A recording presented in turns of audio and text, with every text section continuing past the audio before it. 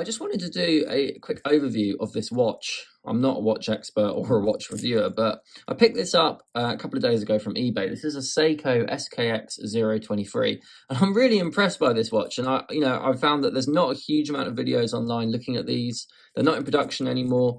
But if you are interested, or if you want a watch of this style, I really recommend this watch. So going into specs, it's got the Seiko in-house 7S26 caliber, 21 jewel movement, so it's very reliable. It's 45 to 35 seconds plus and minus per day, so it's not like going to compete your own Omegas or your Rolexes, but it's good enough.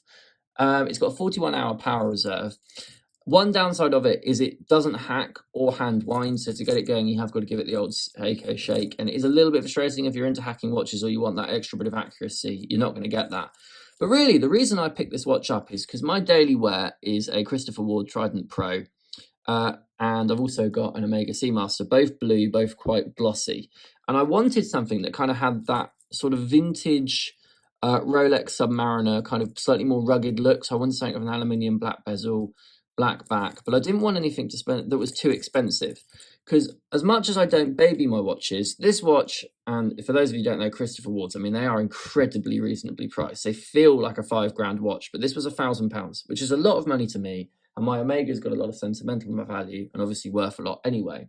And I wanted a watch just to chuck on. I don't particularly baby my watches, but if I was just in the garden, doing some gardening, doing some DIY, going out, drinking, I am English, so, something that I wasn't as worried about. And I did originally pick up this, which is an Invictus 1953 automatic, because I wanted that, and I will do, if you're interested in the look of this, do look these up, because these things are pretty cool, but it's a bit big for me, a bit too thick really, so I think I'm going to be getting rid of this. But yeah, pick this up. It's 37 millimeters, which is just it's a really nice size. I did think it was going to be a bit too small because most of my watches are 40 mil, but actually on my just over 6.5 inch wrist, it looks really, really good. It's 12 millimeters thick. As I said, lug to lug 45 millimeters, but it will suit most wrists, and it's just a lovely, lovely looking watch. I'm so impressed with Seikos when you get up close to them. Like the detailing on the numerals, the detailing on the date window is not a watch that is only a couple of £100. I picked this up for 150 quid, which is pretty good here in the UK. You can pick them up. They seem to be going between 100 and 150. This one is a little bit worn out. It has had a service. It's got a new mineral crystal, unfortunately not a sapphire. That might be something that I'd change in the future and stick a sapphire crystal on it. But as you can see, the strap is pretty dinged up, but actually quite a nice patina on it. Doesn't look too bad. The bezel has got some scratches on it, but I like that. I haven't bought this as a watch to baby, and it's not, I bought this as a kind of rugged watch to wear for things that are a little bit more kind of hard on watches and to wear out. I do worry about watches being stolen. It's happened to a few friends of mine. But yeah, for £150, really, really good. The actual watch itself doesn't feel like a £150 watch. It's got a multi-directional bezel. The bezel on this one is a little bit stiff. I don't know if it's quite old, this watch. I think it's 21 years old, and it is a bit stiff, but whether that's just because it wasn't used much, but hopefully it will loosen up over time. Yeah, as I say, the only thing that really does feel a bit cheap is the bracelet. If you're used to better quality bracelets, the bracelet on this Christopher Ward is just absolutely fantastic. It does feel cheap. It's just got a pressed clasp. It's just a typical standard Seiko bracelet, but it's very comfortable and it's a good looking bracelet. Whether I'll be keeping it on this or whether I'll be sticking it on an ATO strap, I'm not sure. But yeah, bought it as a bit of a beta kind of throwaway watch. I'm actually really, really impressed. And if you're in the market for something that's kind of got that Rolex vintage sort of muted tones, Rolex Submariner-esque look, I would recommend this one as well. But that doesn't break the bank and is reliable with a good movement. I would seriously recommend this thing. I'm really impressed by it. As I say, £150 for this one. It is a little bit scratched up, but I like that. I like watches that look a little bit worn in and have got a bit of history to them. But yeah, a really, really stunning watch, and it just wears so well. It's very, very comfortable.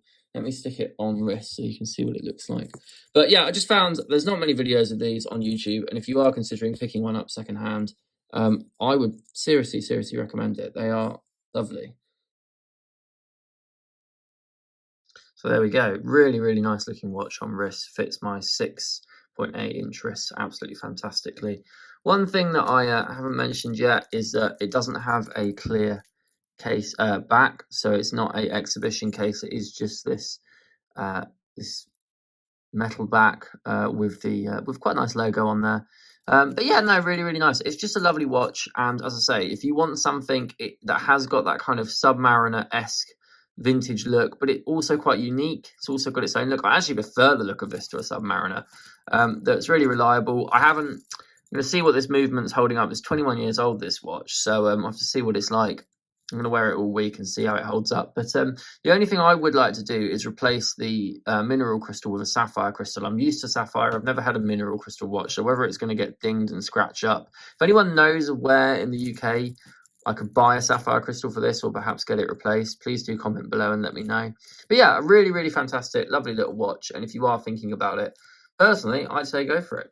Anyway, thanks for watching, and if you want me to do any more watch videos, I have got a few in the old collection. I've got that Invictus and a few Christopher Wards and a Omega. Do let me know. I'm not a content creator or a video maker, but I just sort of, there's many watches that I look up. There's a lot of videos, but this I only found about 3, so I just thought I'd add to that for hopefully any of you that are interested in picking one of these things up. Anyway, thank you.